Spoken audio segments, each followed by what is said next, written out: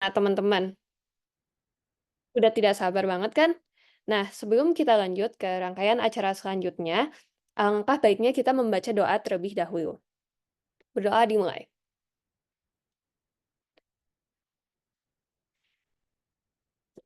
Berdoa tidak pernah dicukupkan. Nah, sebelumnya kita ada sambutan dulu dari Project Officer Muslimah Career Talk kali ini, yaitu Rabiatul Adawiyah. Kepada Rabia, dipersilakan. Baik, Assalamualaikum warahmatullahi wabarakatuh. Alhamdulillahirrahmanirrahim. Wassalatu wassalamu ala asrofil anbiya wal mursalin wa alihi wa sahbihi ajma'in. Amma ba'du. Sebelumnya perkenalkan nama saya Rabia dan hari ini saya berperan sebagai Project Officer. Sebelumnya saya ingin mengucapkan terima kasih sebesar-besarnya kepada narasumber kita yaitu Dr. Nana yang telah menyempatkan waktunya untuk acara pada hari ini. Dan saya juga ingin mengucapkan terima kasih kepada teman-teman yang telah membantu berjalannya acara hari ini dan juga kepada para peserta yang sudah mendaftarkan dirinya pada acara hari ini. Saya berharap acara hari ini bisa memberikan manfaat yang sebesar-besarnya dan yang seluas-luasnya kepada siapapun yang menonton dan bisa menjadi inspirasi buat teman-teman, terutama juga para muslimah untuk bisa lebih bermanfaat untuk yang lainnya. Mungkin sekian dari saya. Semoga acaranya hari ini berjalan lancar dan kami memohon maaf kalau misalnya nanti ada kekurangan ataupun kesalahan. Wabillahi taufiq wal hidayah. Wassalamualaikum warahmatullahi wabarakatuh. Mungkin boleh dikembalikan kepada Asya. Terima kasih. Waalaikumsalam warahmatullahi wabarakatuh. Terima kasih, Rabia, atas sambutannya. Setelah ini, kita ada tilawah terlebih dahulu. Kepada Fitri Anggraini, dipersilakan. Baik, terima kasih atas kesempatannya Aisyah. A'udzu billahi minasyaitonir rajim. Bismillahirrahmanirrahim. Fata'ala Allahul malikul haqq. Wa la ta'jal bil Qur'ani qabli an yuqda ilaika wahyuh. Wa qur rabbi zidni ilma. Yang artinya, maka maha tinggi Allah, Raja yang sebenar-benarnya. Dan janganlah engkau Muhammad tergesa-gesa membaca Al-Quran sebelum selesai diwahyukan kepadamu. Dan katakanlah, ya Tuhanku, tambahkanlah ilmu kepadaku. Quran Surah Taha ayat 114. Assalamualaikum warahmatullahi wabarakatuh. Waalaikumsalam warahmatullahi wabarakatuh. Masya Allah, terima kasih kepada Fitri atas pembacaan ayat Al-Qur'annya yang sangat merdu. Semoga bisa mendapatkan hikmah bagi pendengar-pendengarnya. Oke, bisa di next slide. Nah, sebelum sesi pemaparan, kita kenalan dulu nih sama narasumber kita. Jadi, narasumber kita hari ini adalah Dr. Radiana Dewayani Antaryanto, Magister Biomedik PhD. Dr. Nana lahir di Medan pada tanggal 21 November 1978 dan meniti pendidikan di SMU 8 Bukit Duri Tebet, kemudian menjadi dokter dari FKUI, kemudian master biomedik juga di FKUI, dan belajar PhD di Medizinische Hochschule Hannover, Jerman. Maaf kalau salah ya tadi pronunciation-nya.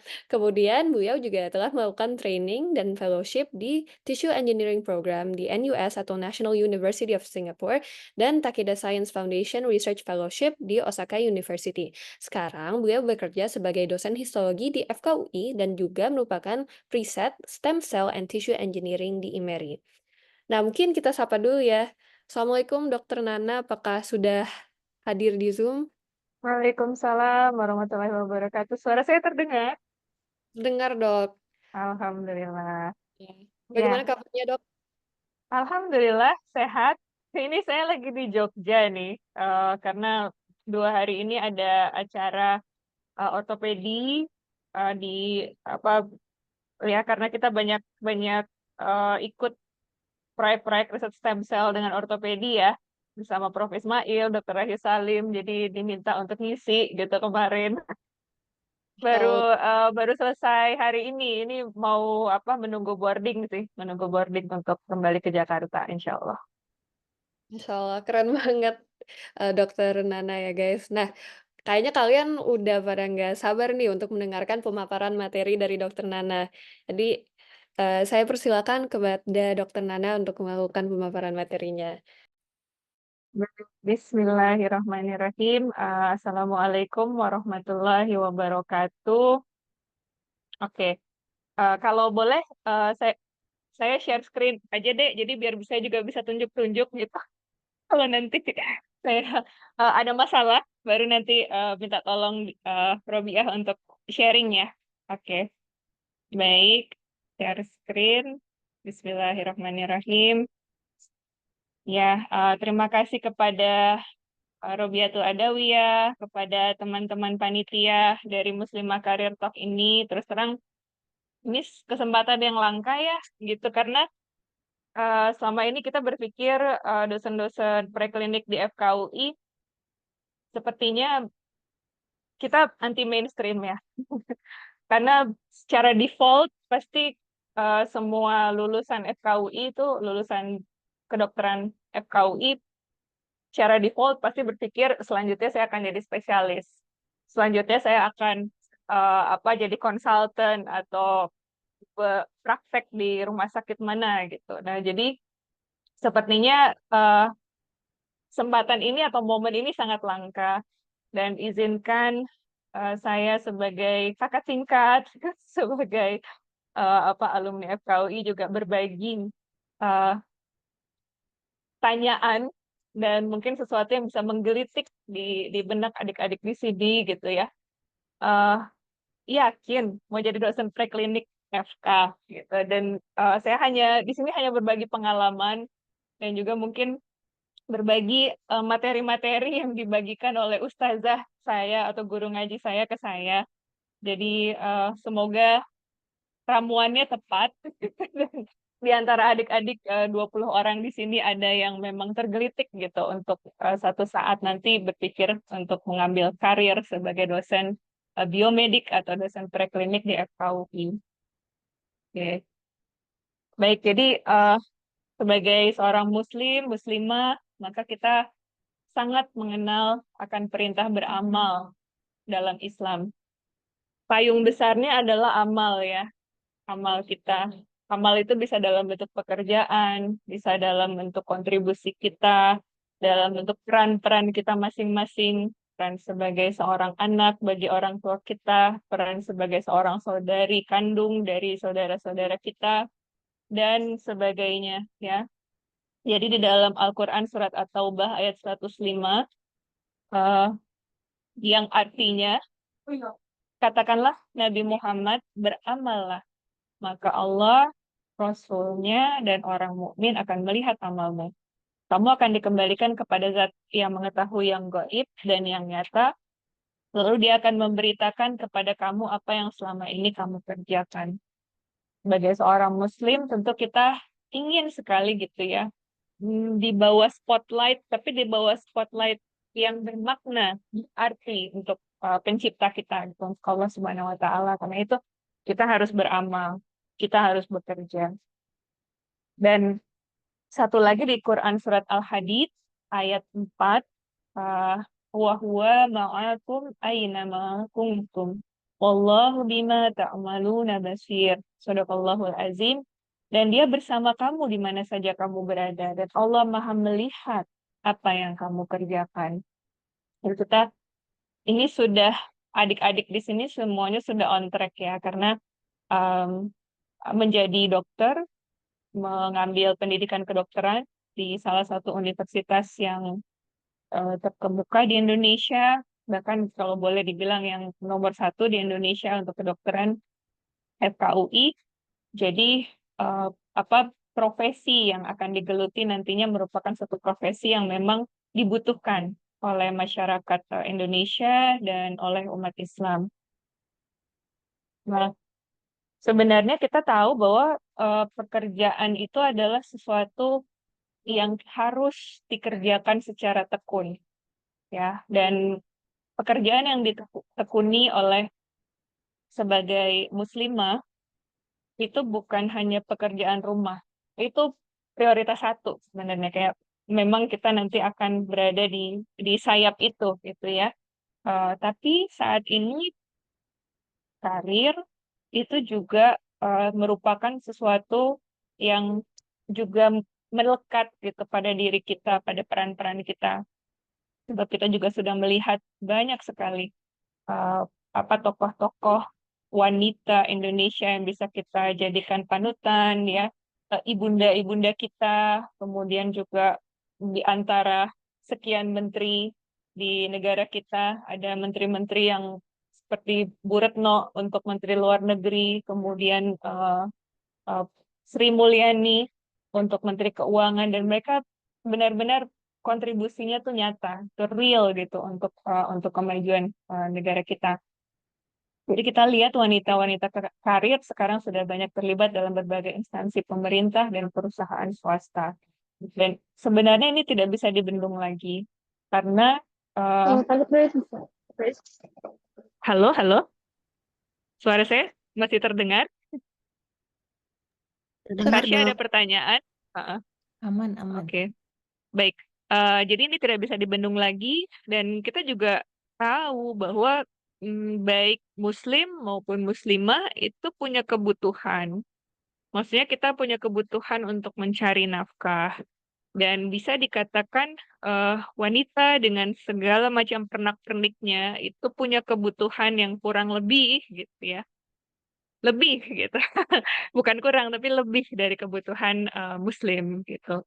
Dan kalau kita tilik dalam Quran surat Al-Jumu'ah ayat 11, Wallahu khairur razikin.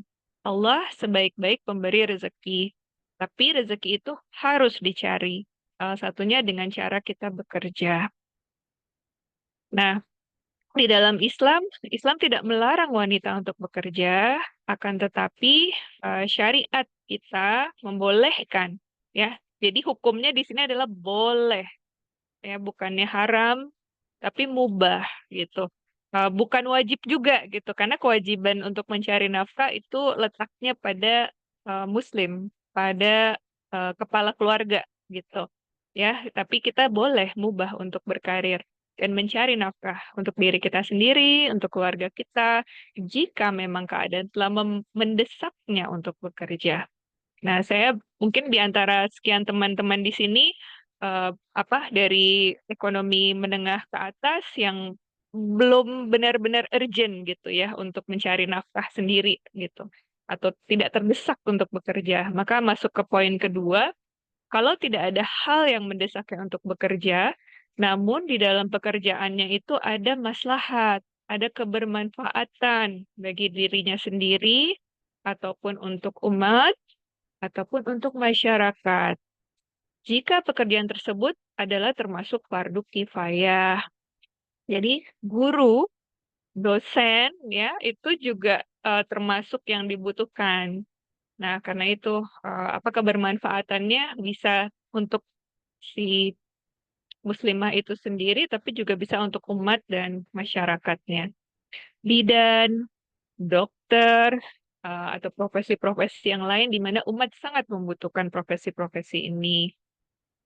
Nah, kalau kita berkaca ke Sirah Nabawiyah di zaman Rasulullah SAW sendiri, kita mengenali fitur-fitur atau figur-figur yang kita bisa menjadi sosok teladan gitu untuk diri kita.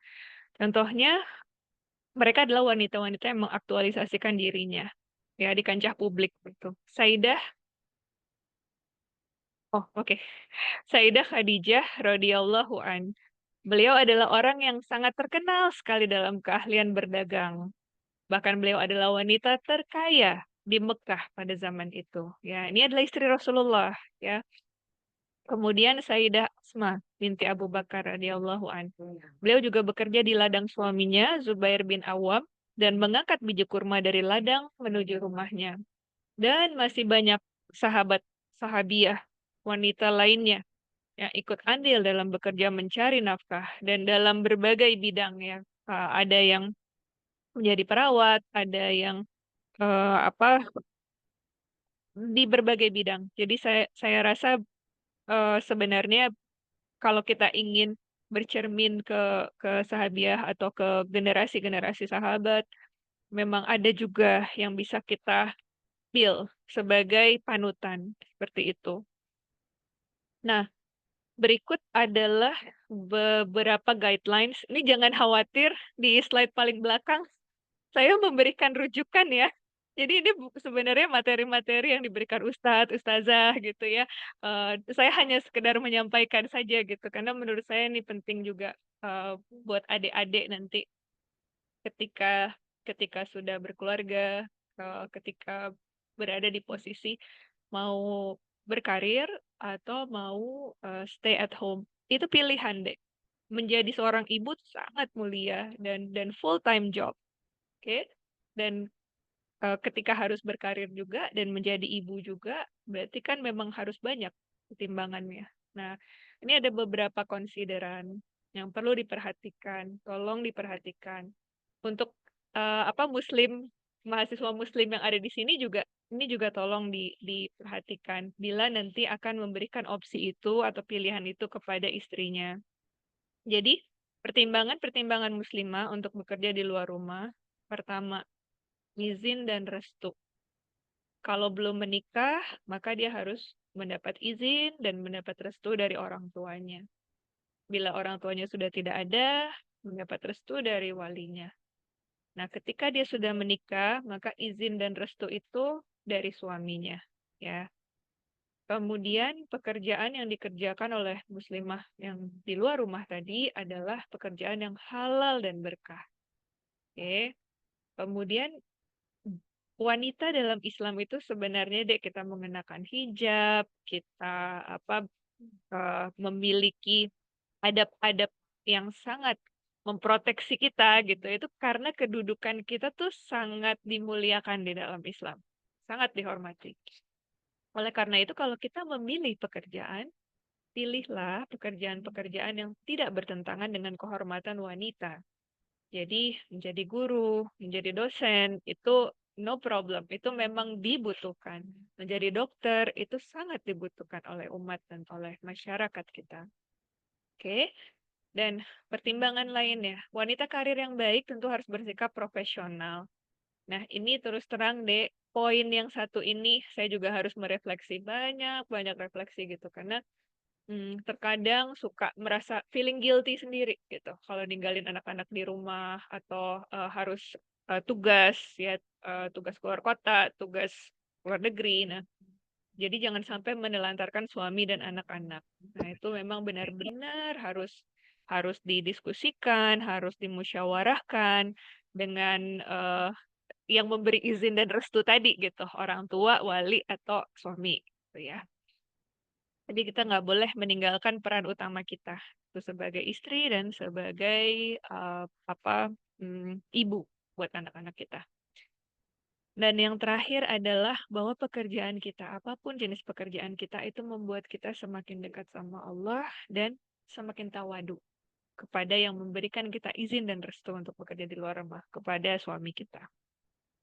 Oke, nah jadi ini satu reminder buat kita semua, Quran Surat Al-Alaq ayat 14. A'udzubillahi minasyaitonirrajim. Alam ya'lam bi annallaha yara. Sadaqallahul azim. Tidakkah dia menyadari bahwa sesungguhnya Allah melihat segala perbuatannya. Oke, jadi apapun yang kita kerjakan, mulai dari bangunnya kita di pagi hari, kemudian ketika kita bekerja, ketika kita menyiapkan semua yang perlu kita siapkan untuk suami, untuk anak-anak, untuk keluarga kita, dan untuk pekerjaan kita, dan kembali lagi ke rumah, kembali semuanya kita siapkan gitu ya. Jadi itu kita harus sadar gitu, why kita melakukan itu dan untuk siapa kita melakukan itu dan kita buat semuanya dalam kerangka ibadah ya. Oke. Sekarang masuk ke inti dari berbagi pengalaman hari ini. Jadi Dek, tadi di slide pertama saya sudah buka dengan sebuah pertanyaan. Yakin mau jadi dosen preklinik di FK gitu. Tahu nggak siapa yang pertama kali mengajukan pertanyaan itu? Jadi kalau mau tahu, yang pertama kali mengajukan pertanyaan itu adalah Dr. Sugito Wonodirekso. beliau saat itu ketua departemen histologi di FKUI gitu ya. Jadi saya juga ketika beliau mengajukan pertanyaan itu awalnya 1 detik, 2 detik itu terperangah juga gitu.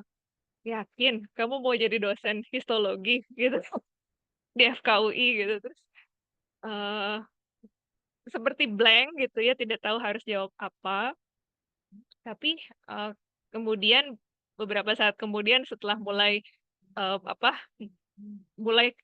sadar gitu dari keterperangahan tadi, saya bilang, insya Allah dok, saya ingin membuat perubahan di departemen. Gitu, jadi lempeng aja sih jawabannya.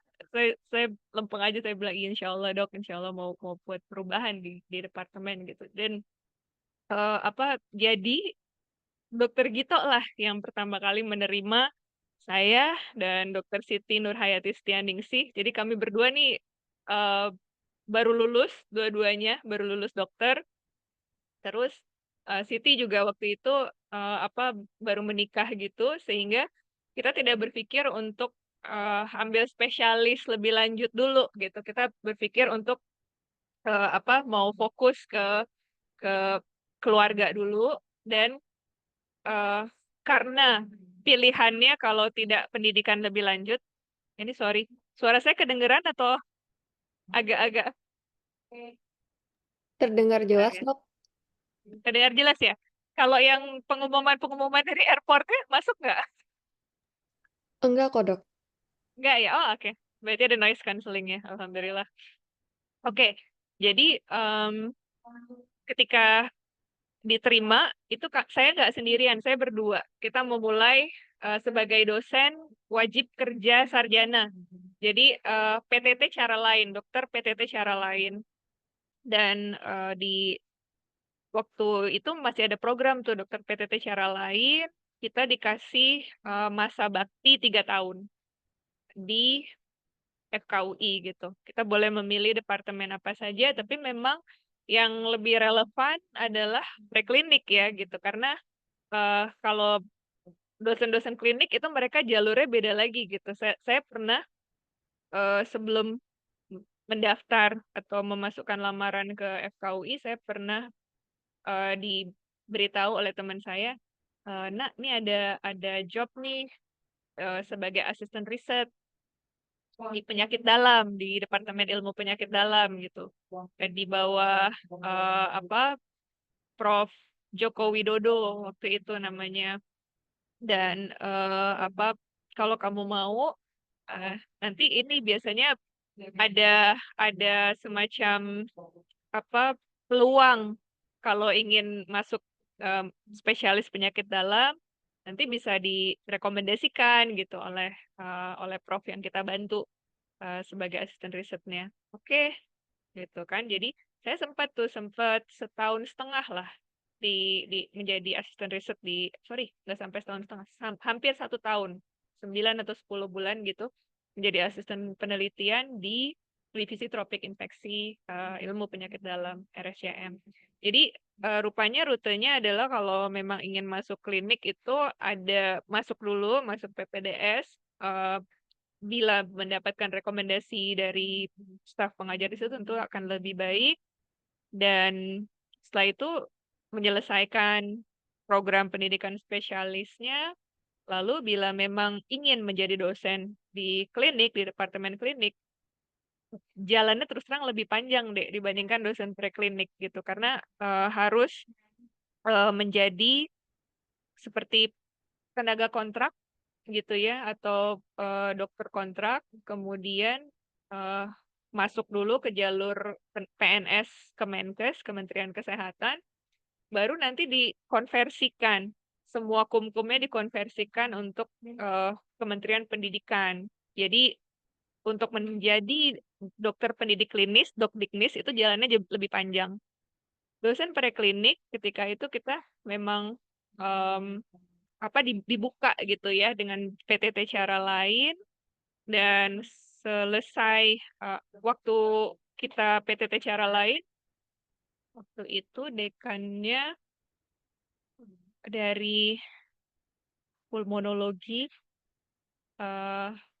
dan saya waktu itu saya dan Siti dipanggil oleh Prof. Purwanti Astuti, sekarang Prof. Purwanti Astuti, dulu masih Dokter Tuti atau Dokter Purwanti Astuti, manajer SDM FKUI. Waktu itu kami dipanggil dan dibilang, Dek, kalau kamu mau mengajar satu, kamu tidak bisa level pendidikannya juga S1. Kamu harus satu level, satu tingkat di atas S1. Jadi, mau tidak, ini tawaran sifatnya, kamu ambil beasiswa dari Dekanat FKUI. Jadi kamu lanjutkan pendidikan Magister Ilmu Biomedik atau Master Ilmu Biomedik. Dan karena kita ada di Departemen Histologi, maka kita ambil kekhususan histologi. Gitu. Jadi itu saya ambil tawaran itu 2 tahun. Memang ada di dalam pasal-pasal kerjasamanya itu atau pasal-pasal kontraknya itu kewajiban untuk kembali membaktikan, kembali mengabdikan keilmuan 2N+1. N-nya itu adalah masa studi kita. Gitu. Jadi karena memang saya ternyata benar-benar enjoy, benar-benar ketika di Departemen Histologi itu kalau adik-adik ingin tahu ya, ada doa orang tua saya juga gitu di situ. Jadi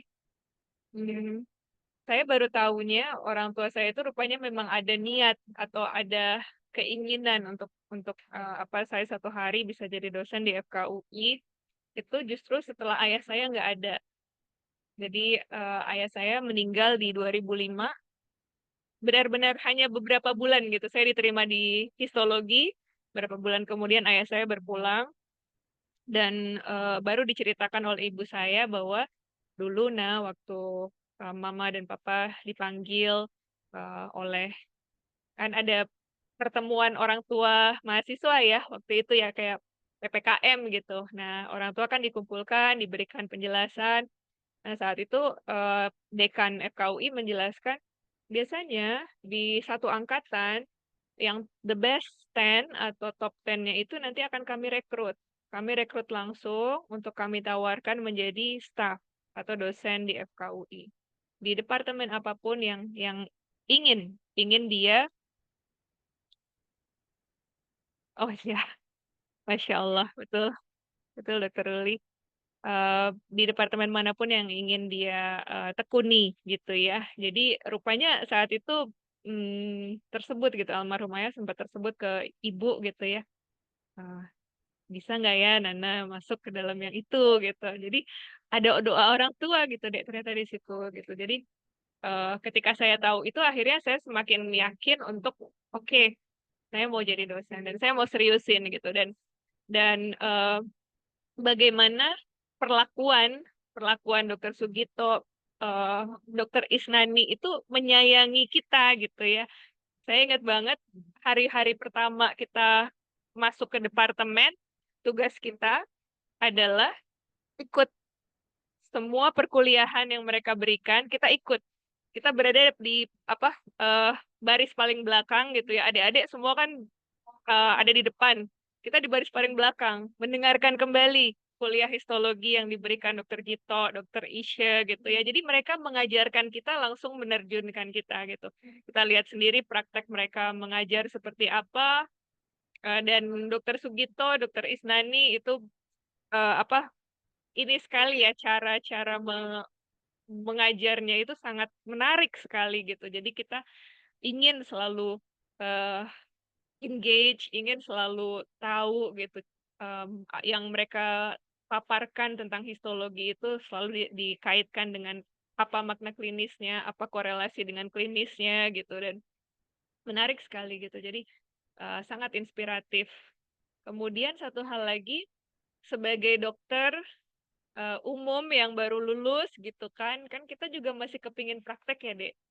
Nah, Dokter Sugito sama Dokter Isnani ini mereka ternyata masih pegang praktek. Mereka pegang praktek di klinik masing-masing gitu. Dokter Gito punya klinik dokter keluarganya sendiri, Dokter Isnani ada klinik menjadi dokter perusahaan gitu di perusahaan di daerah Kalideres gitu. Jadi saya ingat banget kita dikasih kesempatan dalam 1 pekan pada hari-hari di mana tidak ada praktikum histologi gitu ya. Nah, kamu coba deh pulang lebih sore, berangkat dari Salemba ke sini praktek gitu.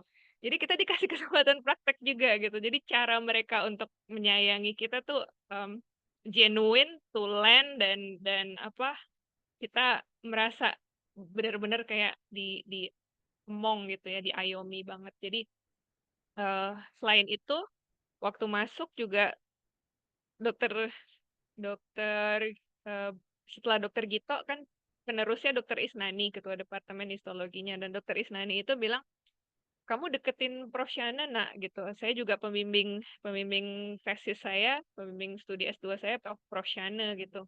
Dulu belum Prof, waktu saya masuk belum Prof, baru lektor kepala beliau.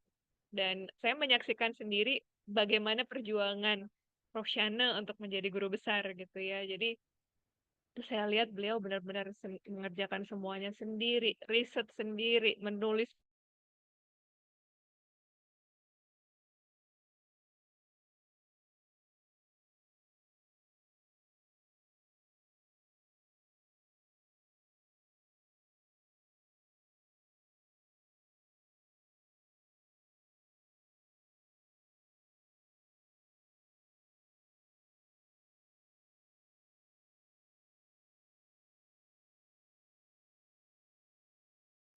Mohon maaf teman-teman, sepertinya dokternya terputus. Kita Di tunggu. mana halo. Halo Dokter Nana, tadi terputus dok. Oke. Sorry. Sampai mana ya? Tadi itu sampai dokter ke histologi. Sampai dokter Praktek histologi. sore Oke. tadi. eh oh, praktek sore. Wah, itu berarti banyak dong yang hilang. Iya. Oke, jadi itu cara mereka menyayangi, mengayomi, mengemongi kita semua gitu ya di departemen. Eh, Kemudian satu hal lagi yang benar-benar menumbuhkan minat riset, minat untuk ilmiah gitu ya, itu karena saya dipasangkan dari awal. Saya dipasangkan oleh Dokter Isnani, nak kamu deketin Prof. Shana deh, gitu. Dan Prof. Shana waktu itu belum Prof, baru lektor kepala dokter gitu. Dan dia pembimbing tesis saya memang pembimbing tesis saya. Nah, yang saya saksikan adalah di Departemen Histologi, kalau seseorang ingin menjadi guru besar, itu memang you have to do it by yourself.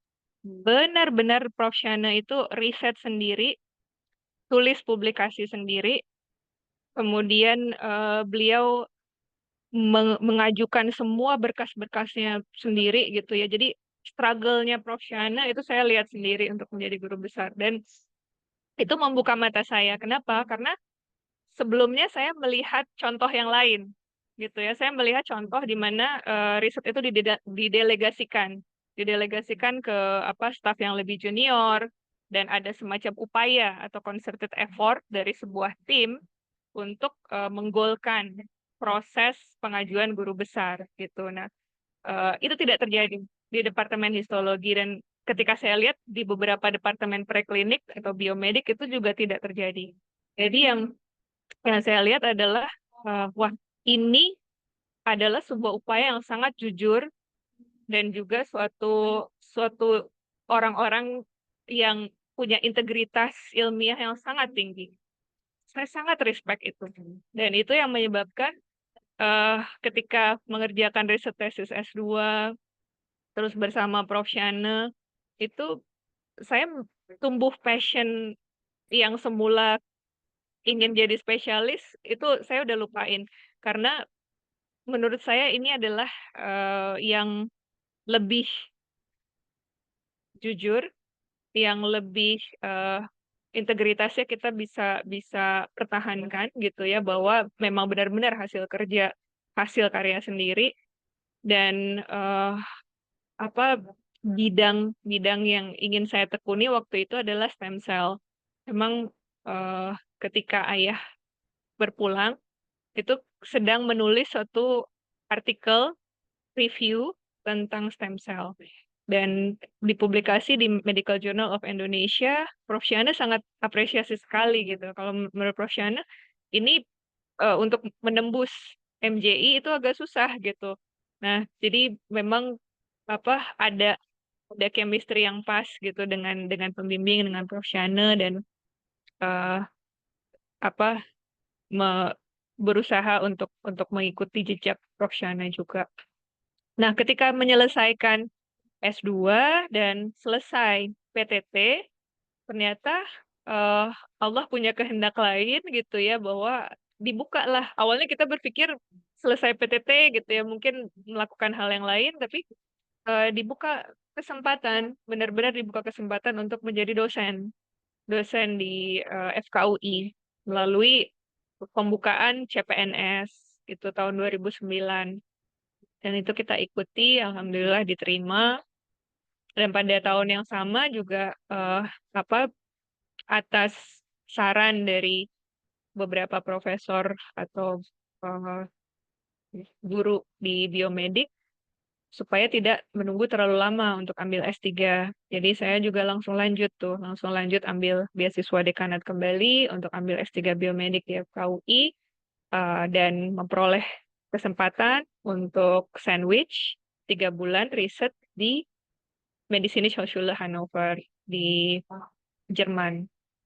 Nah, dalam periode waktu itu ternyata juga terseleksi untuk menerima eh, beasiswa dari Bank Dunia, dari World Bank.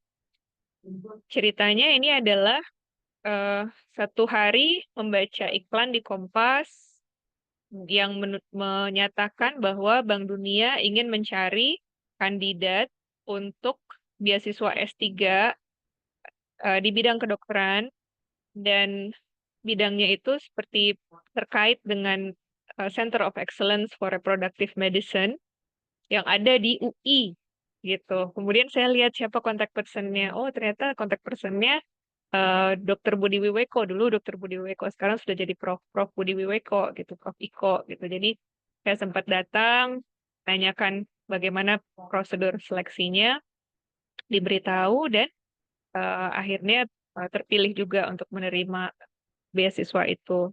Tapi syaratnya adalah tidak boleh mengambil di institusi sendiri, tidak boleh diambil di dalam negeri, harus di luar negeri. Maka ketika periode sandwich itu, saya juga ungkapkan gitu ya, bahwa ini ada mendapat beasiswa dari Bank Dunia, bisa untuk ambil S3 full.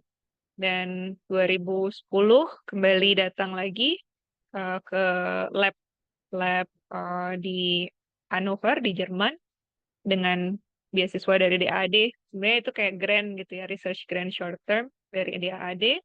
Dan saat itu ikut seleksi untuk masuk ke program S3 di Hannover Biomedical Research School. Diterima dan mulailah yang di FKUI saya terpaksa harus lepaskan, dan saya full hanya mengambil S3 di Hannover. Nah, saya bisa bercerita banyak tentang itu ya, ada naik turunnya semua. Proses studi atau pembelajaran itu tidak selalu smooth sailing, tapi bila ada yang bertanya saja. Nah, semenjak 2014 saya sudah kembali ke FKUI. Sebenarnya saya kembali 2013 setelah menyerahkan disertasi saya. eh, pertengahan 2013. Nah, kemudian kembali aktif di FKUI, tapi mereka tetap mempertanyakan kapan defense-nya. Nah, di bulan Januari itu saya dapat panggilan untuk ujian akhir di MHH. Jadi Januari 2014 saya kembali ke Hannover untuk defense, dan kemudian setelah kembali baru full time kembali di FKUI.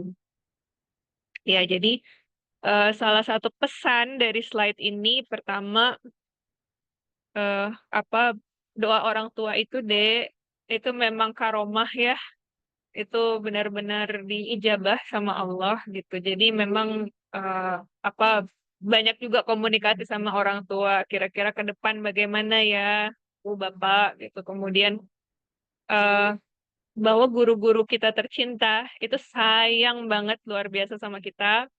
Dan kalau mereka ingin tongkat estafet keilmuan ini tuh tidak berhenti.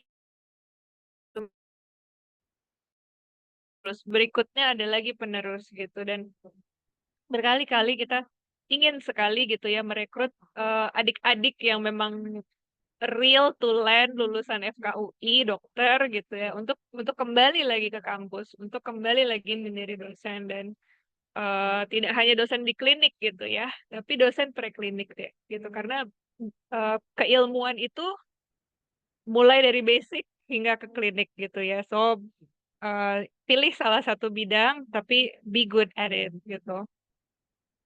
Oke, terus iya, jadi di sini lesson learn-nya adalah la yukallifullahu nafsan illa wus'aha, bahwa Allah tuh tidak membebani seseorang melainkan sesuai dengan kesanggupannya. Jadi apapun fase di mana kita sedang studi, ataukah kita sedang disuruh ambil beasiswa, atau kita sedang tugas belajar, atau kita sedang apapun itu, pasti tuh kita Allah sudah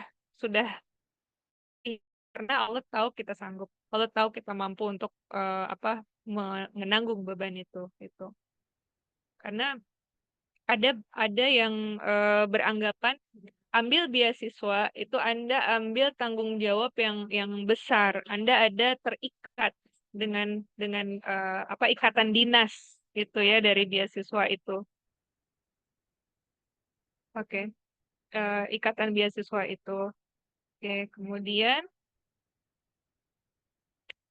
baik, jadi kalau kita ingin menjadi dosen di Departemen Preklinik DFKUI, maka ada filosofi Jepang yang apa ya saya baca sebelum berangkat ke Osaka kemarin dan menurut saya ini nice to share juga buat adik-adik di sini. Jadi filosofinya adalah ikigai. Ikigai itu adalah purpose of bentar ya.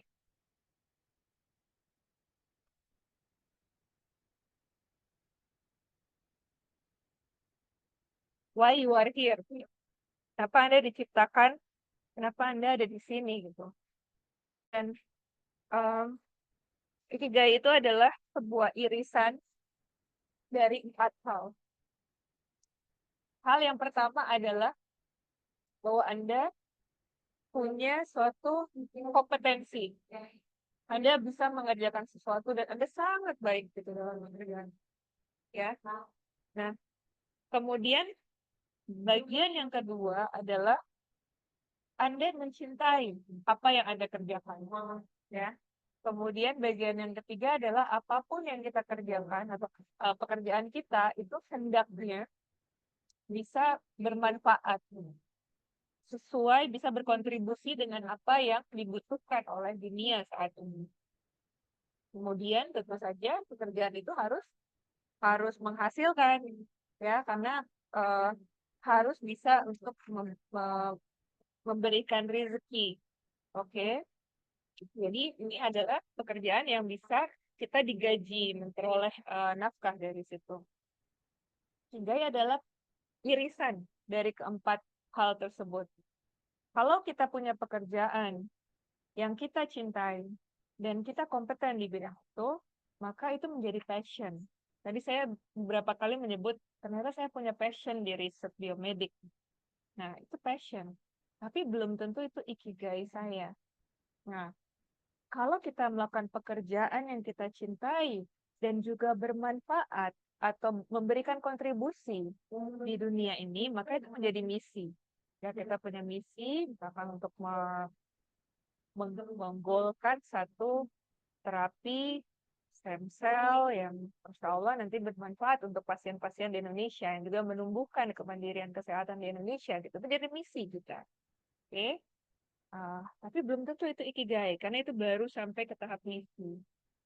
Kalau pekerjaan kita ini adalah apa yang dibutuhkan oleh dunia saat ini. Apa yang bisa kita dapat duit gitu ya. Maka itu menjadi suatu okupasi. Okupasi yang bisa menghasilkan atau memberikan nafkah buat kita. Kalau kita punya pekerjaan di mana kita sangat kompeten di dalamnya dan kita digaji, memperoleh nafkah dari situ, maka itu berarti kita adalah seorang profesional. Dan ikigai ada di tengah-tengah antara semua itu. Jadi ketika kita punya pekerjaan, kita cukup baik mengerjakannya, kemudian kita cinta dengan pekerjaan kita, yang kita kerjakan itu bermanfaat, atau sesuai dengan kita bisa berkontribusi untuk apa yang dibutuhkan oleh dunia saat ini, dan kita bisa digaji untuk pekerjaan kita itu, maka itu adalah ikigai. Ya. Ini adalah sebuah konsep yang dinyatakan banyak sekali menyelamatkan orang-orang Jepang dari jatuh ke dalam jurang depresi. Tapi sebenarnya di dalam Islam, konsep ikigai ini ada lebih holistik, lebih komprehensif, dan lebih awal dari keberadaan di Jepang, gitu ya. Di dalam Quran surat Az-Zariyah ayat 56, purpose of being. Kenapa kita diciptakan oleh Allah Subhanahu wa taala? Wa ma khalaqtul jinna wal insa illa liya'budun. Tidaklah aku ciptakan jin dan manusia melainkan supaya mereka beribadah kepadaku. Jadi purpose hidup kita ini sebenarnya ibadah. Nah, dalam ibadah kita itu sebenarnya ya, dalam kehidupan kita itu tadi kita bilang beramal, kita bekerja gitu ya. Nah, jadi jadilah seorang pekerja yang mempraktekkan dua hal, ihsan dan itqan. Nah, ihsan dan itqan ini adalah dua istilah yang ada dalam Al-Quran dan Sunnah berkaitan dengan amal perbuatan seorang muslim yang harus dilakukannya dalam hidup dan kehidupan di dunia ini. Ihsan artinya optimalisasi dalam kebaikan. Jadi, being the best version of yourself, which dalam ikigai itu juga yang mereka ingin sampaikan, be the best version of yourself.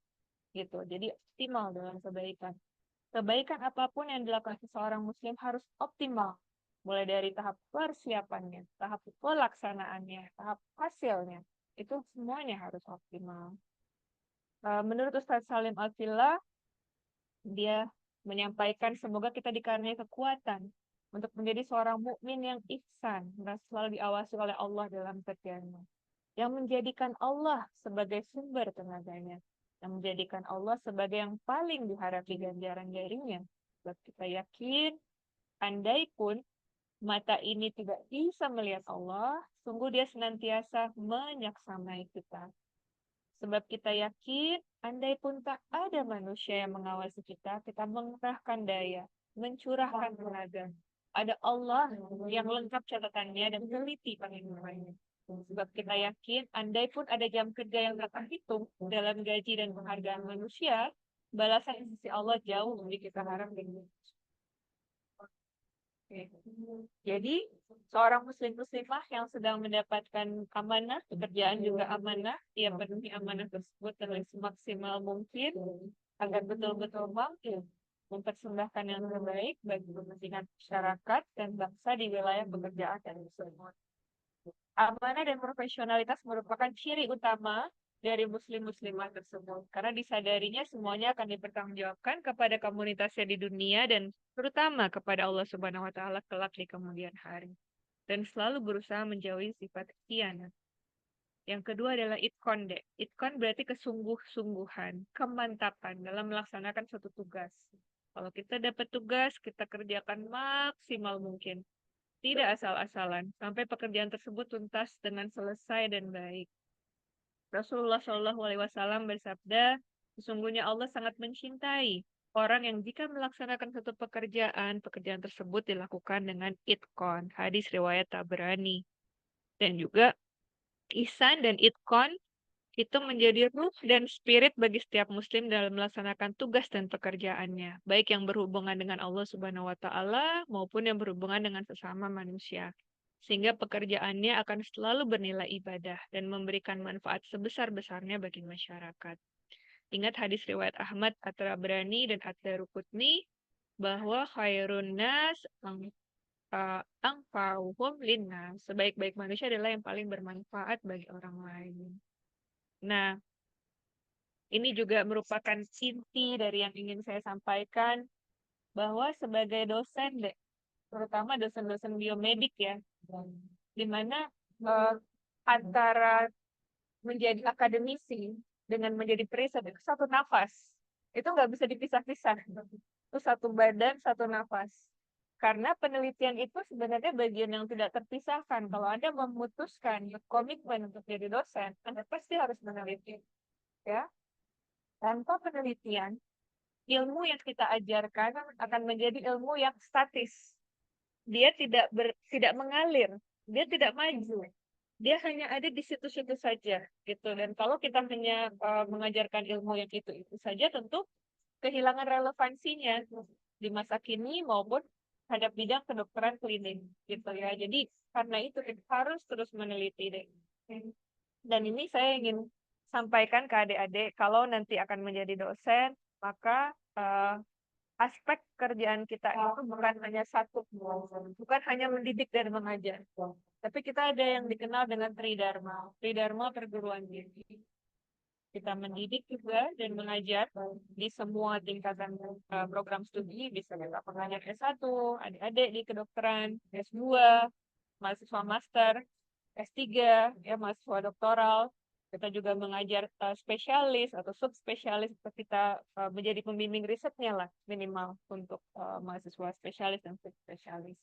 Jadi itu masuk ke dalam bagian pendidikan pengajaran. Penelitian itu adalah di mana kita memang mengembangkan ilmu atau kebaruan dari keilmuan kita tuh bisa muncul kalau kita melakukan penelitian. Dan itu nggak bisa terpisahkan dari tugas sebagai dosen. Satu lagi adalah pengabdian masyarakat. Dan ini unik deh. Sebab di negara luar tidak pernah ada satu dosen pun gitu ya. Jadi dosen itu kalau di luar tuh benar-benar dikotomi. Either adik-adik sebagai dosen yang ngajar, lecturer, atau adik-adik sebagai periset, di mana mengajarnya itu paling hanya 6 jam dalam satu semester. Di fakultas kita, di FKUI, tidak pernah itu terjadi gitu. Dosen semuanya sama, kerjakan Tridharma, pendidikan pengajaran, penelitian, dan pengabdian masyarakat. Kita ada pengabdian masyarakat itu kita harus turun ke masyarakat deh, harus ini contohnya ya, di bulan Juni kemarin kita ke Posyandu lansia yang ada di Paseban, edukasi kesehatan, pemeriksaan asam urat, glukosa darah dan lain-lain gitu ya, kolesterol. Nah, kemudian kita edukasi one on one gitu dengan lansia-lansia tersebut gitu. Jadi ilmu kita itu benar-benar mengalir ya. Mengalirnya tidak hanya ke mahasiswa, tidak hanya ke mahasiswa yang kita bimbing riset ataupun grup riset kita gitu, tapi juga ke masyarakat gitu. Dan itu harus sampai ke masyarakat gitu. Kemudian di sini kita bisa lihat ini adalah salah satu laboratorium di cluster stem cell and tissue engineering, di mana kita juga melakukan pendidikan di situ. Sekarang sudah ada 7 lulusan S2 peminatan sel punca dari Biomedik FKUI, ya. Dan kita punya 13 mahasiswa ongoing gitu di semester 1, semester 2, 3, 4, dan seterusnya yang sedang menempuh pendidikan S2 peminatan sel punca di FKUI. Dan ini adalah fasilitasnya. Justru kalau tidak dimanfaatkan, ini akan menjadi liabilities gitu ya, bukan investasi lagi.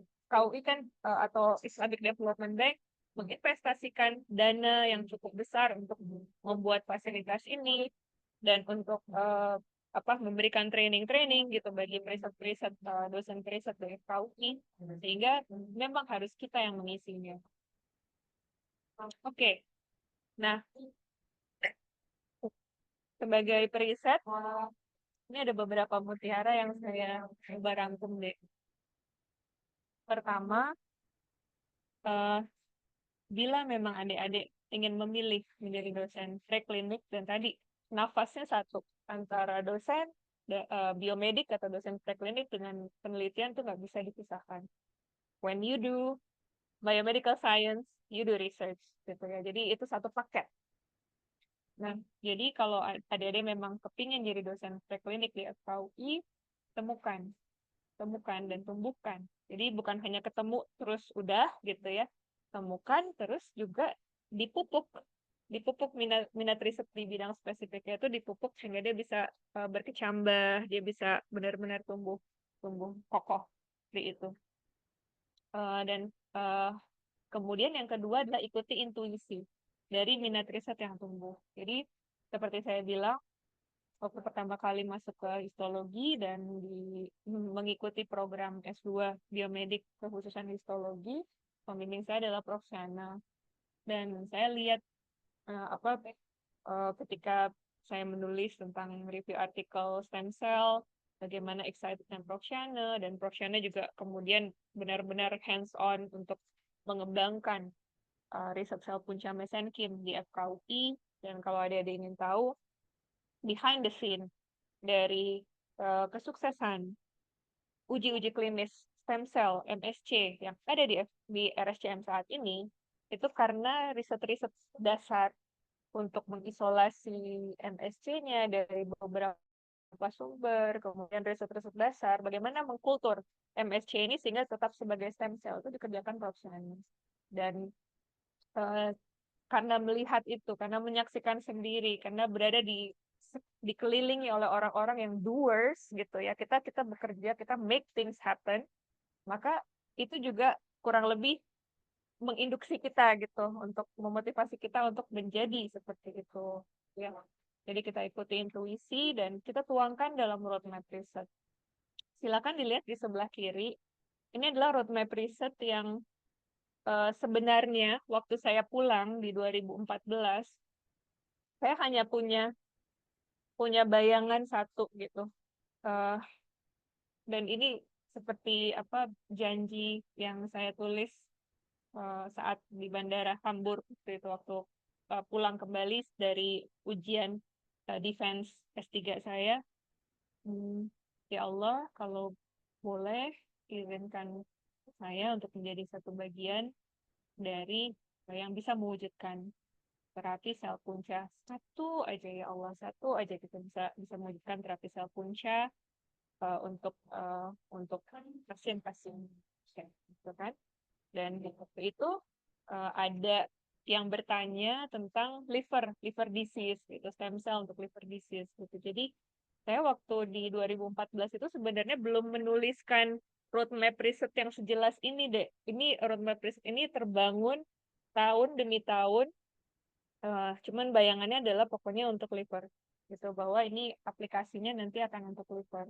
Tapi bagaimana dia menjadi bioartificial liver, menjadi liver organoid yang bersumber dari industri pluripotent stem cell, itu terjadi secara bukan kebetulan ya, Dek. Itu memang dari awal kita memang berpikir bahwa kalau kita beriset iPSC, saya diberi tugas oleh Prof. Ismail. Prof. Ismail kan ketua klaster di stem cell, untuk mendalami dua di 2017, di 2016-2017 ketika kembali, kamu dalami iPSC, riset iPSC, sama dalami untuk cancer, anti cancer. Jadi stem cell yang anti cancer. Jadi karena saya di Hannover itu risetnya sel NK, jadi memang mendedikasikan juga ada satu. Jadi saya punya dua sebenarnya roadmap riset yang jelas, yang benar-benar bukan karena diajak ya, tapi memang benar-benar dipikirkan dari awal adalah aplikasi untuk liver satu, dan satu lagi adalah untuk NK, sel NK. Nah, jadi awalnya kita bekerja dengan hibah riset yang berjalan selama 2 tahun. Ada 2 mahasiswa S2 yang kita rekrut untuk dibimbing.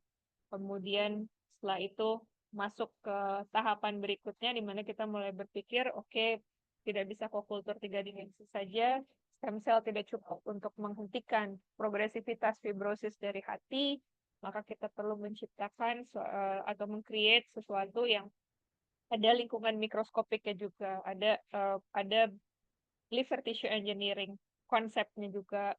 Jadi ada atau direct programming dari fibroblast langsung menjadi hepatosit, ada liver organoid, dan ada perancah biologis hati. Dan di fase selanjutnya, nah di sini mulai kita bekerja sama dengan tim yang lebih besar deh. Ada dokter hepatologi ilmu penyakit dalam, dokter Cynthia Olivia Marwin Jasirwan, ada dokter bedah vaskuler yang menyambungkan bioartificial liver perfusion bioreaktornya ke hewan model sirosisnya, ya, dokter Ahmadu, ada dokter hewannya dari FKH IPB, ada Prof. Yudan Wulanza dan tim dari FTUI yang mengerjakan perfusion bioreaktornya. Dan kita punya kolaborator internasional, ada Prof. Amir Mahmud, ada Prof. Andriu. Jadi mulai terbentuk dream team-nya gitu ya. Jadi ini juga masuk ke poin yang bangun tim riset impian dan bersyukur pada Allah Subhanahu wa taala atas keberadaan di dalam riset impian tersebut gitu. Dan ketika kita sudah menuangkan roadmap riset ini, maka jangan berhenti. Terus bekerja, terus riset, jangan mundur, jangan berhenti, jangan menyerah. Karena di dalam riset itu kita tidak proposal, kemudian apa yang tertulis di proposal itu bakal jadi seperti itu, bakal hasilnya positif.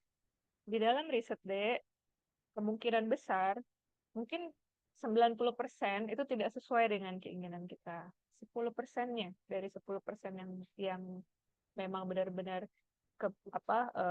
hasil atau data bagus, valid, reliable, nah itu yang bisa kita tulis sebagai publikasi, atau bila kita lihat, oh ini protokolnya konsisten, reproducible, semua orang yang kita minta mengerjakannya juga hasilnya sama, maka itu kita bisa patenkan. Ya, jadi kita buat paten, kita buat hak cipta, kita publikasikan, diseminasikan, dan kita bikin networking riset. Nah, kenapa saya ingin tunjukkan ini? Karena saya ingin memberitahu pada adik-adik bahwa riset itu sebenarnya juga sesuatu yang sangat menyenangkan, sesuatu yang happy place to be gitu ya. Iya, tentu saja ada hal-hal yang bisa jadi nggak sesuai dengan keinginan kita, tapi memang itulah riset gitu. Itu kita ikut itu perjalanan data, hasil, apapun, positif, negatif, hipotesis diterima, hipotesis ditolak, tapi kita belajar dari situ. Dan kita share pelajaran itu kepada komunitas ilmiah, lewat publikasi kita, lewat diseminasi ilmiah, lewat kolaborasi riset kita. Ya, itu jadi kita setiap hari tumbuh dan tidak stagnan gitu. Jadi tumbuh dan berkembang. Seperti itu kita try ya, komunitas ilmiah untuk riset stem cell di Indonesia sekarang sudah cukup adekuat, sudah cukup layak gitu ya, dan thriving, berkembang terus. Nah, ini adalah foto saat kita sedang syukuran untuk kelulusan ya beberapa mahasiswa S1, S2 kita, S3 ya. Jadi kita sama-sama makan siang bareng, ada doa, ada pesan-pesan gitu. Dan cluster kita termasuk yang sering dikunjungi deh. Cluster riset stem cell di Tower Riset lantai 8 IMERI termasuk yang sering mendapat. Biasanya kalau tamu-tamu dari luar negeri, apakah dekannya, apakah KPS program studinya, apakah perisetnya, bidang apapun gitu, pasti kita akan tetap diajak ke cluster stem cell, melihat gitu bahwa ini ada sesuatu yang ongoing, ada sesuatu yang sedang berkembang di sini. Ini adalah grup riset waktu di Hannover, sudah profesor sekarang, Constanza Figueiredo, tiga mahasiswa PhD-nya sekarang sudah tersebar kemana-mana gitu ya, alumni PhD-nya. Nah, ini Stephanie Palsing tuh MTA, jadi kayak technical assistant atau laboran.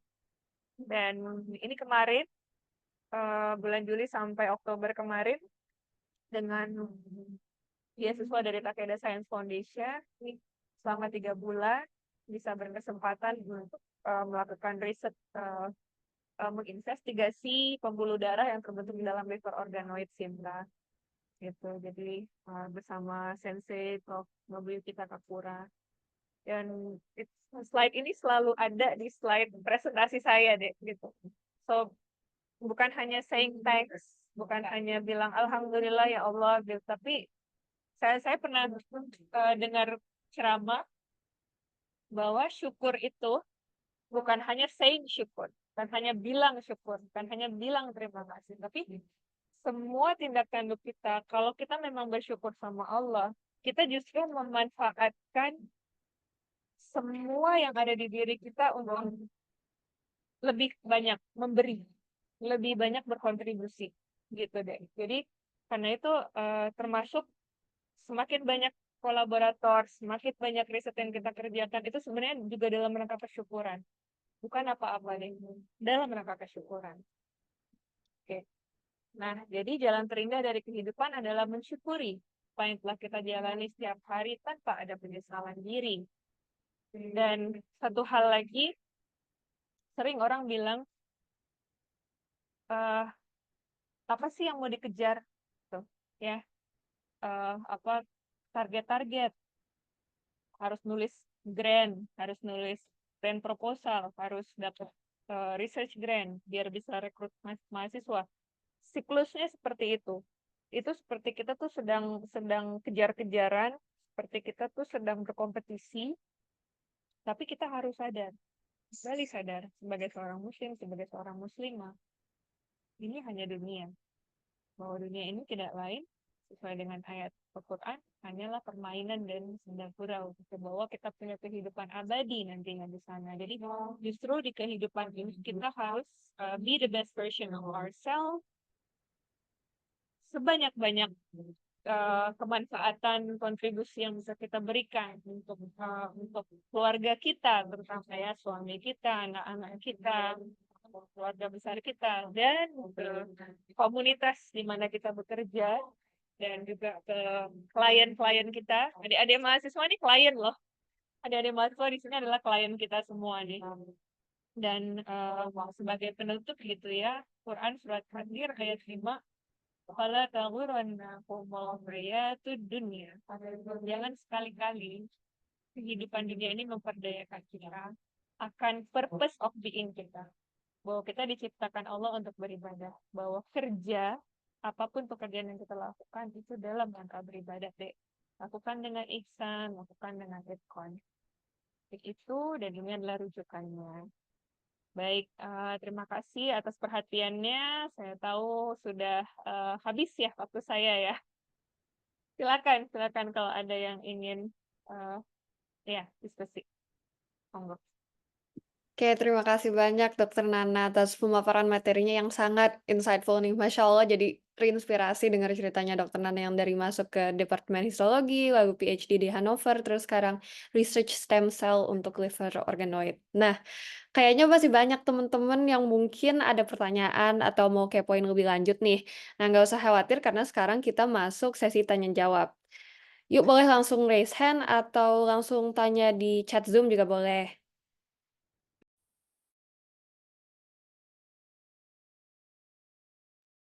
Ya, materinya tadi udah saya bagi ke panitia. Kalau ada yang berminat, silahkan. Boleh dibagiin untuk semua. Siapa tahu nanti ada yang tergelitik gitu. Mau jadi dosen preklinik di FKUI.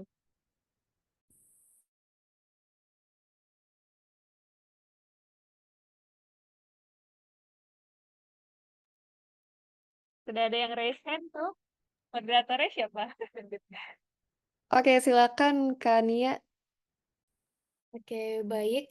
Terima kasih, Asya ya atas moderator yang telah mempersilahkan saya untuk, bertanya kepada dokter. Lalu terima kasih juga kepada dokter atas penjelasannya mengenai muslimah yang berkarir utama di bidang riset. Tentunya membuat kami ini terinspirasi untuk menjadi muslimah yang memanfaatkan ilmu yang kita dapatkan. Saya izin bertanya Dok, sebenarnya ini berkaitan dengan paparan dokter yang di awal mengenai muslimah berkarir. Sekarang ini kan dan sudah lama ini ada marak isu mengenai kesetaraan gender ya yang menyamaratakan derajat gender perempuan dengan laki-laki seperti dalam halnya, kerjaan, terus ada jabatan, sama juga dengan, sosial, politik, kesehatan, eee, dan ada manfaatnya juga ketika membuang perspektif buruk terhadap perempuan-perempuan dan lain-lain gitu, Dok. Lalu saya izin bertanya mengenai, apa batasan kami sebagai muslimah dalam hal karir yang menerapkan kesetaraan gender ini, Dok? Terima kasih, Dok. Pertama deh ya, saya termasuk yang buta deh dengan hal kesetaraan gender. Dalam artian, karena menurut saya memang laki-laki dan perempuan, muslim dan muslimah itu diciptakan Allah untuk saling melengkapi satu sama lain. Jadi kita memang punya punya kemampuan atau kapasitas yang berbeda gitu satu sama lain. Allah ciptakan rahim atau uterus di kita yang bisa untuk gestasi dan bisa untuk melahirkan keturunan-keturunan serta kita memang ada kewajiban untuk mendidik anak-anak kita gitu ya, dan itu sangat wajar kalau menurut saya, sangat sangat natural gitu. Dan itu tidak diberikan kepada bapak-bapak atau laki-laki gitu. Jadi saya termasuk yang buta deh untuk kesetaraan gender. Yang bisa saya uh, contohkan adalah secara real di departemen kami ya, departemen preklinik, kami bertujuh saat ini. Bertujuh, satu-satunya bapak-bapak adalah Dr. Ahmad Aulia Yusuf. Tinggal Dr. Aulia. Yang lainnya adalah ibu-ibu. Ibu-ibu atau ketua departemen kami saat ini memang masih single ya. Ya, wanita muslimah seperti itu. Dan di departemen kami tidak ada hal yang tidak boleh uh, muslimah jadi profesor gitu. Sepertinya kita juga sudah lihat di semua departemen di FKUI, profesor ada yang laki-laki, ada yang perempuan. Bukan berarti kita melakukan itu untuk kesetaraan gender, bukan deh. Bukan.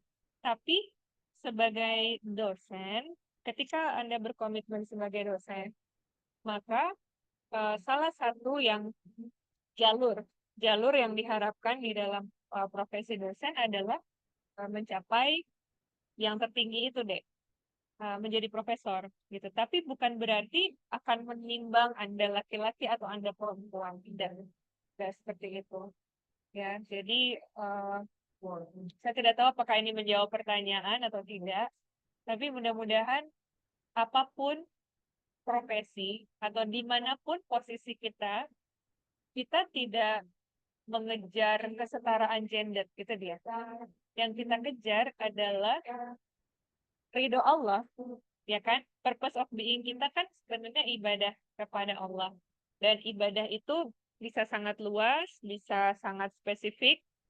Saya contohkan yang sangat luas. Sangat luas adalah Anda seorang anak, Anda seorang ibu, Anda seorang istri, Anda seorang dosen, maka semua kewajiban dan hak yang melekat pada 4 peran ini Anda kerjakan sebaik mungkin sesuai dengan prioritas waktunya hingga tuntas dengan sebaik-baiknya dalam kerangka beribadah kepada Allah, dalam usaha untuk mencapai ridho Allah.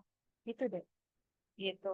Nah, kalau misalnya adik-adik nanti sudah menjadi dokter spesialis yang sangat sangat populer, sangat digemari oleh pasien-pasien, sangat dicari oleh pasien-pasien di satu rumah sakit gitu ya, maka lakukan semua peran yang adik-adik ada atau adik-adik miliki dalam kerangka beribadah gitu ya, dan jadikan yang terbaik, be the best version of yourself untuk pekerjaan kita, untuk menjadi seorang ibu, untuk menjadi seorang istri, untuk menjadi anak, tentu saja tidak bisa pada satu momen semuanya jadi the best gitu ya.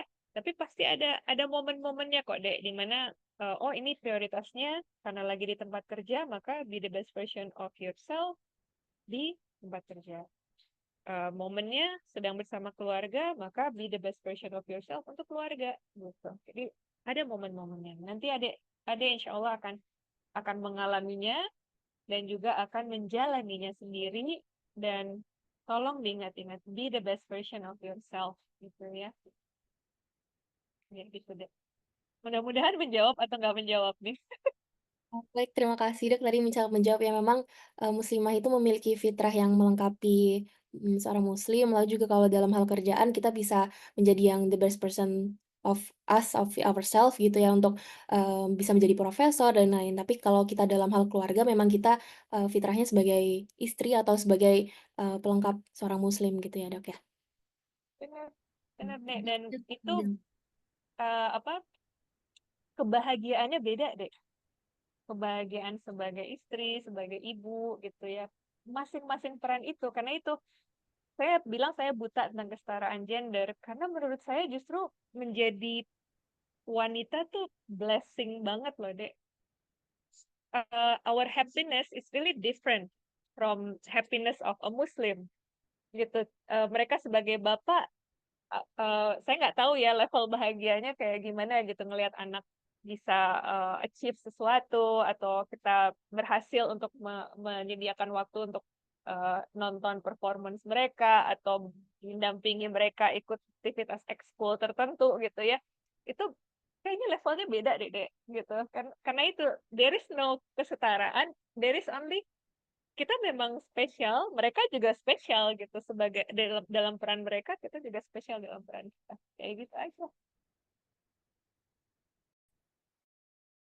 Ya Dok, baik terima kasih banyak Dok atas jawabannya yang sangat menjawab. Sama-sama.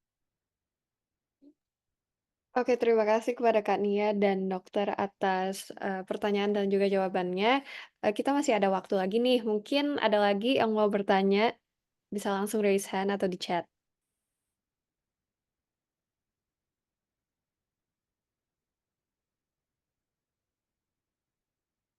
Kalau nggak ada yang bertanya, nanti saya yang bertanya loh. Tuh pada angkat tangan deh. Di sini ada nggak sih yang mau jadi dosen histologi atau dosen biokimia atau dosen anatomi gitu di FKUI? Adik-adik. Saya tahu pasti semuanya tuh mungkin masih berpikirnya default gitu ya, pikir default untuk jadi spesialis, dan sangat wajar, dan itu memang masih sangat dibutuhkan sih di negara kita. Tapi ada nggak di antara adik-adik di sini yang 22 orang ini? 21 orang ya, karena 22 dengan saya. Ada nggak yang berminat untuk jadi dosen preklinik di FKUI? Izin jawab ya dok, mungkin kalau dari saya sendiri sebenarnya tuh saya masuk FK mikirnya mau jadi researcher. Nah tapi Oh, emang oke. setelah apa ya, setelah berinteraksi dengan teman-teman, saya juga jadinya tertarik juga ke klinik gitu dok. Hmm, Tapi emang mengkonsiderasi dua-duanya gitu.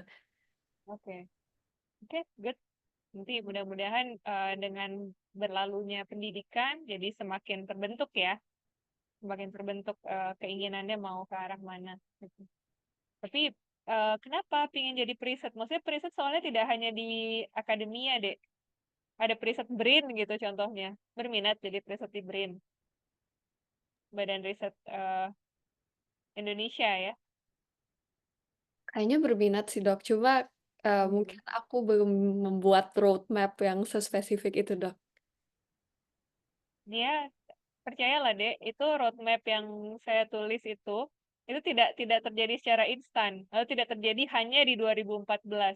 It happens sampai sekarang masih masih ongoing tuh. Jadi roadmap riset juga kadang-kadang kita ya bisa kita desain dari awal, tapi bukan berarti itu adalah fix seperti itu deh. Dia berkembang deh, seiring dengan perjalanan riset kita. Baik, terima kasih dok. Semoga kita semua ya seiring berjalannya waktu ketemu roadmap tersebut ya dok. Ini Masya dari teman Allah. saya ada nih yang mau nanya nih, Dok. Iya, Rabia, iya, silakan. iya silakan. Adik-adik sini udah pada lulus belum sih atau tingkat berapa sekarang? Saya semester 3 dok. Kalau nggak, Oh, oke, tingkat 2 ya. Oke. ya, mungkin aku izin bertanya dok. Ya. Eh, Mungkin pertanyaannya nih, bagaimana sih sebenarnya cara kita tuh menyeimbangkan peran gitu, apalagi dokter kan sebagai seorang dosen dan juga seorang peneliti yang pastinya waktunya tuh cukup banyak yang diambil ya dok. Kalau misalnya kita jadi dosen dan peneliti, bagaimana dokter menyeimbangkan peran dokter sebagai dosen dan peran dokter sebagai seorang ibu dan juga istri gitu, yang harusnya yang tadi kayak dokter udah bilang sebelumnya gitu, kadang-kadang suka ngerasa guilty kalau ninggalin anak atau misalnya ninggalin suami. Terus itu gimana sih dok tips and trick cara dokter untuk menyeimbangkannya gitu supaya kita tuh tetap bisa apa ya, tetap bisa melakukan kewajiban kita gitu kan, kewajiban kita sebagai istri dan juga sebagai seorang ibu gitu dan punya anak-anak kita, tapi di sisi lain juga kita punya kewajiban lain karena udah berkomitmen gitu sama pekerjaan kita gitu dok. Mungkin pertanyaannya dari aku gitu aja. Terima kasih dok. Terima kasih Robiatul. Jadi pertanyaan yang sangat tepat nih ya. Terus terang Dek, kalau yang saya rasakan selama ini ya Dek, ada momen-momen di mana kalau saya gelisah, kalau hati saya gelisah dan saya terpikir eh, posisi lagi ada di lab atau posisi lagi ada di kampus, tapi eh, hati gelisah, terus mulai kepikiran, pikiran anak, kepikiran suami gitu ya. Nah, itu juga merupakan tanda bahwa ada hal-hal yang barangkali atau ada kewajiban yang barangkali belum kita lakukan secara optimal untuk orang-orang itu gitu. Dan saat itu terjadi, maka saya biasanya langsung usahakan untuk komunikasi gitu. Jadi saya kasih contoh yang real kemarin 3 bulan di Osaka gitu kan, jauh dari suami, jauh dari anak-anak.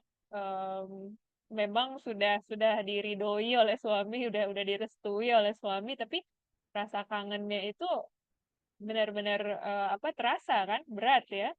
Dan kalau lagi ada di lab, kita bisa menyibukkan diri kita dengan aktivitas di laboratorium memang. Kita bisa fokus ke pekerjaan, tapi kalau kita sudah kembali ke guest house gitu ya, teringat anak-anak, teringat suami. Nah, dengan teknologi yang ada saat ini kita bisa telepon, bisa video call, bisa WA call, dan apa sebagai ibu itu sebagai nanti adik-adik ini deh apa oke, saya bisa bilang bahwa saat ini karena adik-adik perannya satu atau dua ya sebagai anak, sebagai mahasiswa, mungkin tiga dengan badan-badan kemahasiswaan yang multiple yang saat ini diambil amanahnya. Nah, tapi eh, ketika kita multitasking seperti itu juga kita dilatih. Kita dilatih untuk pada satu saat kita bisa berpikir lebih dari satu, hanya ketika adik mengerjakannya, buat prioritas. Prioritas satu apa dulu nih, dua apa, tiga apa, dan kerjakan satu-satu sampai tuntas. Ya, karena yang biasanya bikin kita guilty feeling, yang biasanya bikin kita berat dan gelisah, itu adalah ketika ada kewajiban atau ada urusan-urusan yang menurut kita tuh belum tuntas atau belum selesai gitu. Jadi saran saya adalah mereview juga, refleksi diri juga, muhasabah juga tiap akhir hari gitu ya, tiap akhir aktivitas, tolong muhasabah ini apa yang kurang ya, apa yang miss ya, apa yang bisa saya kerjakan lebih baik ya, gitu. Apa apa yang mestinya kalau kalau situasi seperti ini terjadi lagi, saya harus bagaimana gitu. Jadi itu deh sepertinya memang banyak muhasabah, banyak komunikasi. Kita bersyukur bahwa kita diamanahkan keluarga gitu ya. Adik-adik kan juga di dalam keluarga pasti adik-adik ada misalkan lebih dekat ke ibu atau lebih dekat ke bapak gitu untuk menceritakan hal-hal atau untuk berkonsultasi gitu dengan hal-hal yang memang bisa membuat kita lebih tenang, ya. Jadi saya rasa untuk selalu berkomunikasi, bermusyawarah akan hal-hal yang penting di dalam urusan-urusan kita, Dek. Gitu. Akan ada momennya, Dek. Benar, Dek. Dan saya tidak bilang bahwa saat ini saya semuanya sedang seimbang, semuanya sedang baik-baik gitu ya. Pasti ada plus minusnya, Dek. Ada plus minusnya. Gitu. Dan kita harus jujur ke hati kita sendiri, ke diri kita sendiri. Ini sudah tepat belum ya? Ini sudah benar belum ya? Gitu. Terus kalau belum, maka apa nih yang harus dilakukan? Apa nih yang harus dikerjakan untuk bisa memperbaiki? Gitu. Eh, yang paling kita khawatirkan adalah hubungan yang rusak kan, Dek? Atau ada konflik atau ada hal-hal yang nanti justru memberatkan eh, apa silaturahim atau memberatkan mm,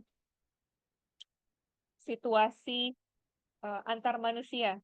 Jadi kan hablum minallah itu kita berdoa sama Allah, kita beribadah sama Allah yang dalam bentuk lebih khusus gitu ya, sholat-sholat kita, ibadah-ibadah sunnah kita. Tapi ada hablum minannas, suami, anak-anak, teman-teman di pekerjaan kita. Nah, hablum minannas ini deh yang lebih lebih rapuh, ya lebih rapuh. Dan kita harus hati-hati, harus pelan-pelan. Kalau belum benar hari ini, maka lakukan lagi yang lebih benar besok, lebih benar besok, lebih benar besok gitu deh. Ya, Dek, ya. Jadi intinya saya juga tidak selalu merasa seimbang, Dek. Bahkan bisa dikatakan pada kebanyakan waktu merasa tidak seimbang. Tapi ketika kita tahu bahwa kita merasa tidak seimbang, maka kita akan berpikir bagaimana caranya menyeimbangkan kembali. Mungkin tidak bisa selesai dalam 1-2 hari, mungkin butuh waktu yang lebih panjang, tapi kita terus berusaha dan berproses agar bisa seimbang, deh. Insya Allah Allah melihat itu kita gitu ya, upaya kita gitu, ikhtiar kita gitu untuk menyeimbangkan semua kebutuhan itu. Mudah-mudahan adik-adik ketika nanti dihadapkan pada situasi dan pilihan-pilihan itu, akan banyak persimpangan jalan di dalam kehidupan adik-adik gitu. Ketika sampai di persimpangan jalan itu, bisa memperoleh nasihat yang tepat oleh orang-orang terdekat gitu ya, dan bisa menempuh menempuh perjalanan yang insya Allah itu menjadi purpose of being adik-adik gitu, menjadi the best version of yourself kayak gitu. Baik dok, terima kasih banyak atas jawabannya, sangat insightful banget dan jadi ngerti ternyata ya emang benar ya manusia nggak sempurna gitu kan ya dok, pasti ada kekurangannya. Yang penting kita selalu evaluasi diri supaya bisa jadi muslimah yang lebih baik daripada sebelumnya. Terima kasih dok, jazakillah khair. Banyak sih. Dan ingat, memang kan ada hadisnya ya, bahwa seorang muslim itu hari ini harus lebih baik dari hari kemarin dan hari esok harus lebih baik dari hari ini gitu. Jadi we have to make self improvement tiap hari deh. Itu proses yang insya Allah sampai sampai ujung hayat kita gitu ya. Kita belajar terus, kita berkembang terus, berusaha menjadi lebih baik dari hari ke hari. Kayak gitu deh. Dan insya Allah kita nggak sendirian kok. Kita punya keluarga, kita juga punya keluarga yang lebih besar ya. Misalkan FSI ini, Forum Studi Islam ini, saya menemukan sahabat-sahabat yang genuine ya, yang benar-benar em, rasanya tuh dekat banget gitu. Hati-hati kita sama sahabat-sahabat di FSI itu dekat banget gitu. Jadi itu juga blessing dari Allah gitu, yang perlu disyukuri. Salah satu cara mensyukurinya adalah keep in touch gitu kan, terus menerus juga mendoakan mereka di dalam doa-doa kita, di dalam sholat kita. mendoakan kebaikan untuk mereka, mendoakan keberkahan dalam hidup mereka. Seperti itu deh. Insya Allah. Masya Allah, terima kasih dok dan Rabia untuk sesi tanya jawabnya tadi. Sebenarnya aku masih ada pertanyaan nih dok dari aku Boleh, sendiri. boleh. Iya, silakan. Selama masa preklinik, Hmm. pengalaman apa aja yang eh, pengalaman apa aja yang mendukung dokter untuk bisa berkarir menjadi researcher nih dok? Itu pertanyaan saya. Terima kasih dok. Waktu di preklinik tingkat 1, tingkat 2, tingkat 3 ya. Terus terang kurikulumnya beda deh dengan adik. Jadi kita tuh punya dalam satu semester tingkat 1, tingkat 2 itu lebih banyak anatomi, histologi. Jadi memang benar-benar nggak ada block system. Sistem organ tuh nggak ada tuh, nggak ada modul-modul gitu. Jadi kita satu semester hanya belajar anatomi, histologi, plus plus apa ya, biokimia gitu. Nah, baru nanti tingkat 3 tuh baru belajar yang PA, PK, yang udah mulai patologi-patologi gitu. Jadi yang saya ingat dari preklinik adalah saya suka eh, hal-hal yang berhubungan dengan mikroskop. Jadi ke apa peluang atau kesempatan untuk melihat organ, melihat jaringan gitu ya di bawah mikroskop atau melihat mikroorganisme aja. Seperti di mikrobiologi kan juga pakai mikroskop ya. Jadi itu buat saya exciting sih deh. Gitu. Jadi memang ada tendensi mungkin ya, tapi belum sadar gitu karena berpikirnya kalau kedokteran kan defaultnya mikirnya adalah setelah lulus nanti saya mau jadi spesialis gitu. Dan itu juga ternyata sempat sempat dilalui 10 bulan lah gitu bergabung dengan asisten riset di tropik infeksi penyakit dalam. Tapi memang rupanya uh, that's not where I belong. Jadi oh iya, mungkin adik-adik sekarang istilahnya misfits ya. Jadi apa kalau merasa sebagai misfits gitu, eh, ya barangkali juga bisa mengekspansi horizon dan pilihan-pilihan karena menjadi dokter sekarang atau profesi dokter sekarang sudah sangat diverse deh. Ya bisa bisa jadi dokter pendidikan kedokteran gitu kan, dokter gizi bisa menjadi apa dokter biomedik gitu seperti dosen-dosen yang ada di preklinik nih kita rata-rata mengambil pendidikan lanjutan di bidang ilmu biomedik. Begitu deh ya. Dan you don't have to decide right now. Bener deh. Karena kadang-kadang ada misteri-misteri, ada hal-hal rahasia-rahasia ilahi gitu ya yang mungkin butuh waktu untuk secara perlahan-lahan terbuka gitu. Jadi seperti yang tadi doa orang tua saya gitu tuh justru saya baru taunya ketika ada bergabung dengan histologi dan ketika ayah udah nggak ada gitu. Bahwa memang rupanya mereka pernah mendoakan seperti itu gitu. Ya deh. Oke, terima kasih dok. Berarti lebih ke mengeksplor dan eh, Benar, benar dapatkan mengeksplor. niatnya gitu ya dok. Iya, ya. Oke, Explore dan let the journey take its course gitu ya. You don't have to decide right now. Gitu. Kalau ingin mendesain, boleh desain lah gitu, bikin prioritas gitu. Oh, prioritas satu saya ingin jadi dokter apa, saya ingin melakukan apa gitu, boleh deh. Dan itu saya rasa apa menunjukkan kesungguh-sungguhan juga gitu, kesungguh-sungguhan adek untuk berproses menjadi sesuatu yang you are passionate about gitu. Kan become good at it and love what you do. baik dok. Thank you so much untuk jawabannya yang insightful dan komprehensif. Tapi ternyata untuk Uh-uh. waktu tanya jawab kita sudah habis nih dok.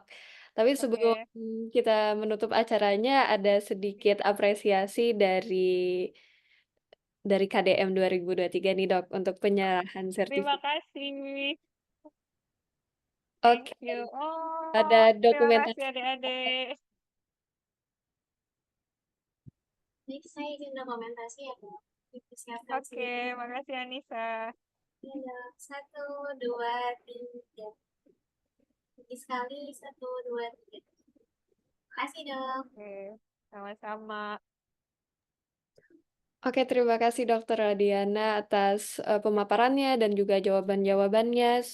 Jazakillah khairan wa barakallahu fiik. Wah, iya. Kalau dokter ada kegiatan lain, if you have to catch your flight, Dok, Oh silakan iya, diperbolehkan untuk heeh, leave. Terima kasih, Dok. heeh. Oke, thank you ya adik-adik ya. Sukses terus.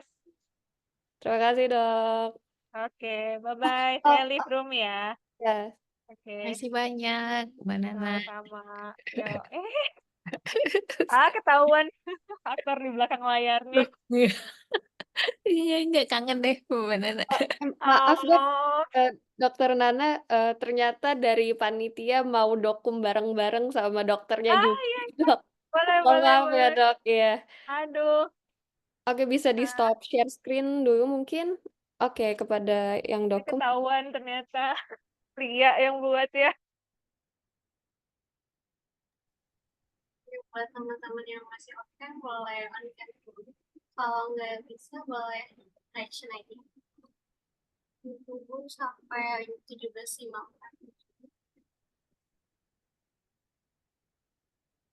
Oke, izin dokumentasi sekarang. 1, 2, 3. Sekali lagi, 1, 2, 3. Terima kasih. Oke, Terima terima kasih. kasih adik-adik. Semoga ada yang berminat ya.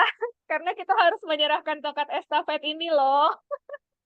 Kita kan Insya nggak Allah. selamanya bisa di departemen. Ayo dek, yuk. Assalamualaikum. Waalaikumsalam, terima kasih, Dok. Waalaikumsalam. Oke, terima kasih kepada semua peserta yang sudah join sampai akhir nih. Kita masih ada kuesioner kepuasan biar kegiatan KDM Madinah selanjutnya makin baik nih. Boleh banget guys diisi. Dan kepada panitia tolong dikirimin juga ya linknya di chat.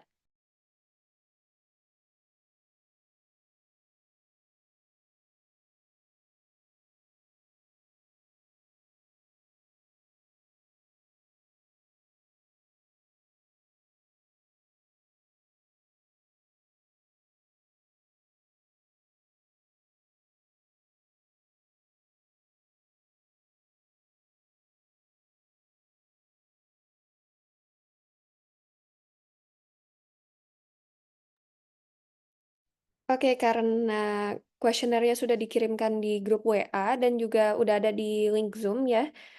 Jangan lupa untuk diisi ya guys. Dan kalau sudah mau meninggalkan Zoom, dipersilakan. Terima kasih semuanya.